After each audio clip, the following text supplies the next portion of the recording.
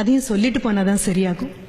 எங்க ஊர்லயும் இப்படி ஏழைகளாக இருந்தவங்கலாம் படிச்சு மேல வந்து நடுத்தர வர்க்கத்துக்கு வந்து அதையும் தாண்டி ஓரளவு மேட்டுக்குடியாவே ஆயாச்சு. குறைந்தபட்சம் 2 கார்களாவது இருக்கக்கூடிய வீடுகள் நிறைய ஆயிடுச்சு.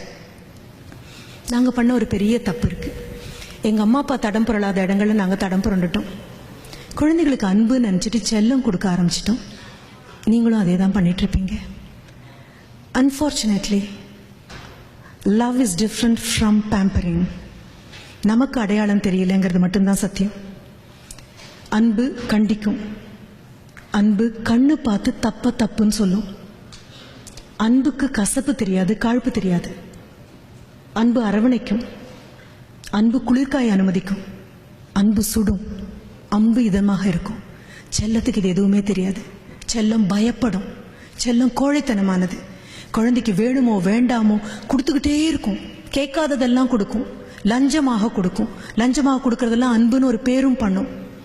குழந்தை ஒரு தடவை சீரினா ஆடி போயிடும் இந்த செல்லம். எனக்கு தெரிந்த எத்தனையோ பெற்றோர்கள் குழந்தைங்களை கடுமையா திட்டுறதுக்கு பயப்படுறாங்க.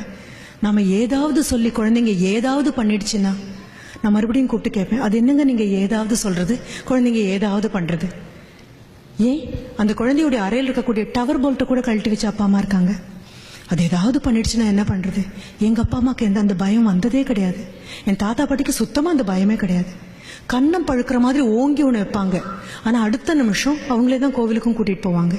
அந்த அடியில திருத்தணுங்கிற எண்ணம் தான் இருந்திருக்கே தவிர தாக்கணுங்கிறதே கிடையாது. ஆனா இப்போ பயந்து பயந்து பயந்து வாழக்கூடிய ஒரு தாய் தகப்பனா மாறியாச்சு. குழந்தைங்களை கண்டிக்க கூடாது, குழந்தைங்களை எதுவும் சொல்லக்கூடாது. Please try to understand. கோழி மிதித்து குஞ்சு முடமாகாது. அப்பா அம்மாவும் ஆசிரியரும் கண்டிச்சு இதுவரைக்கும் கெட்டு போன குழந்தைங்க கிடையாது, கிடையாது. கண்டிப்புக்கும் கடுமைக்கும் வித்தியாசம் தெரியாம போகும்போது வேணா சின்ன சிராய்ப்புகள் ஏற்படலாம். கண்டிப்பு ரொம்ப ஆரோக்கியமானது.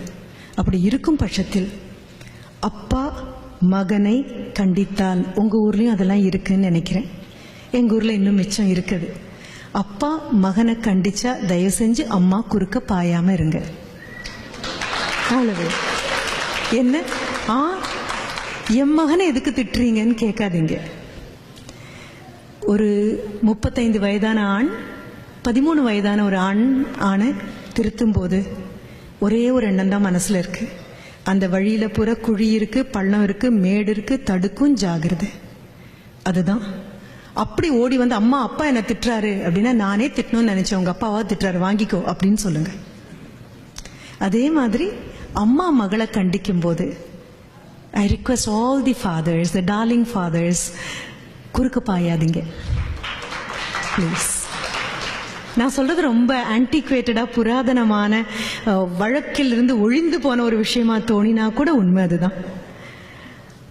அம்மா திட்டும் போது அப்பா குறுக்க வராதீங்க. என் பொண்ணை எப்பப்பா திட்டிகிட்டே இருக்காதேம்மா அப்படின்னு சொல்லாதீங்க.